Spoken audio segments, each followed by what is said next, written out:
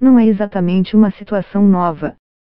Na última década, o país vem crescendo em média a 5% ao ano.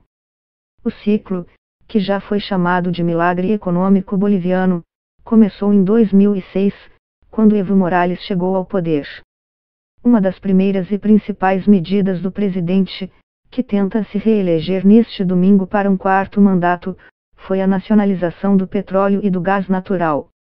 Parte das empresas privadas foi transferida para as mãos do Estado. As multinacionais tiveram que renegociar os contratos com a estatal e a Cimentos Petrolíferos Fiscais bolivianos para continuarem operando no país e passaram a pagar mais para explorar jazidas. Mais de uma década depois, entretanto, o cenário que se desenhava no início do governo do primeiro líder indígena a ascender ao poder no país é outro. Multinacionais, empresas privadas e estatais convivem na Bolívia em um modelo de crescimento ancorado na exploração dos recursos do setor de óleo e gás que, para alguns, vem dando sinais de esgotamento. A onda do boom de commodities que sustentou o crescimento de parte da América Latina até a crise financeira de 2008 também passou pelo país e patrocinou uma melhoria sem precedentes nas condições de vida de milhões de bolivianos. No caso da Bolívia, o período de bonança da economia se manteve mesmo depois da queda nos preços das commodities e o fim do boom que se deu por volta de 2014 e, não por acaso, coincide com a desaceleração da economia brasileira. Isso se deve em parte à política fiscal expansionista do governo boliviano, que segue financiando as políticas de transferência de renda e os programas que reduziram a miséria no país quase pela metade. O percentual da população abaixo da linha de pobreza na Bolívia caiu de 63% para 35% entre 2005 e 2018, de acordo com o Banco Mundial. Entre os principais programas que existem hoje na Bolívia estão o Bono Joancito Pinto, com foco nos estudantes, o Renda Dignidade, voltado para idosos, e o Bono Joana Azurduy, pago a mulheres grávidas ou com filhos pequenos. O Bono Joancito Pinto foi um dos primeiros a serem implementados, em outubro de 2006. Com o objetivo de incentivar a matrícula e permanência das crianças na escola, ele paga um benefício de 200 bolivianos, cerca de R$ 120, por ano a estudantes de escolas públicas que tenham mais de 80% de presença nas aulas. O Renda Dignidade, vigente desde 2007, paga um complemento de renda aos cidadãos com mais de 60 anos 250 bolivianos, R$ 148, aqueles que já recebem aposentadoria e 300 bolivianos, R$ 178, aqueles que não recebem o benefício porque, por exemplo, trabalharam como informais e não conseguiram contribuir durante a vida produtiva.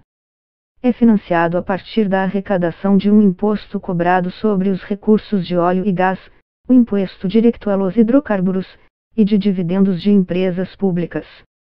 O Bono Joana Azurduy, por sua vez, é bancado com recursos do Tesouro e pago a mulheres grávidas ou com filhos de até 2 anos em situação de vulnerabilidade social. Está condicionado ao cumprimento do calendário de vacinação e de consultas médicas.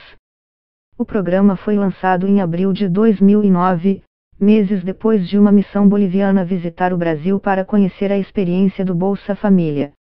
Apesar de começar com uma política de nacionalizações, tipicamente identificada com governos de esquerda mais radicais, o modelo de crescimento boliviano não excluiu as empresas privadas. Pelo contrário, além das multinacionais de óleo e gás, o país também teve um aumento da presença de marcas internacionais em setores que vão de alimentação à moda e entretenimento, interessadas no incremento de renda no mercado doméstico resultado, em boa parte, das políticas de transferência de renda. O modelo foi batizado de economia plural, com a participação tanto setores tradicionais quanto aqueles antes alijados, como as pequenas e médias empresas e os grupos indígenas. É uma espécie de modelo misto, com forte presença do Estado de um lado, tanto no controle dos recursos naturais quanto nas políticas de transferência de renda para os mais pobres, e um ambiente bem mais amistoso do que se poderia imaginar a atuação de grandes empresas, muitas multinacionais. O adversário diz que o presidente favorece setores como o agronegócio e os produtores de coca, por exemplo, que são mais próximos a ele, enquanto empresários de outros ramos têm dificuldade para fazer negócios no país por conta de entraves burocráticos e de insegurança jurídica. Às vésperas das eleições, Evo está à frente nas pesquisas de intenção de voto, mas a distância em relação ao oponente, Carlos Mesa, diminuiu nas últimas semanas. Polêmicas envolvendo as investidas do atual presidente para tentar se manter no poder reduziram sua popularidade entre setores que formam uma base de apoio importante, como a classe média.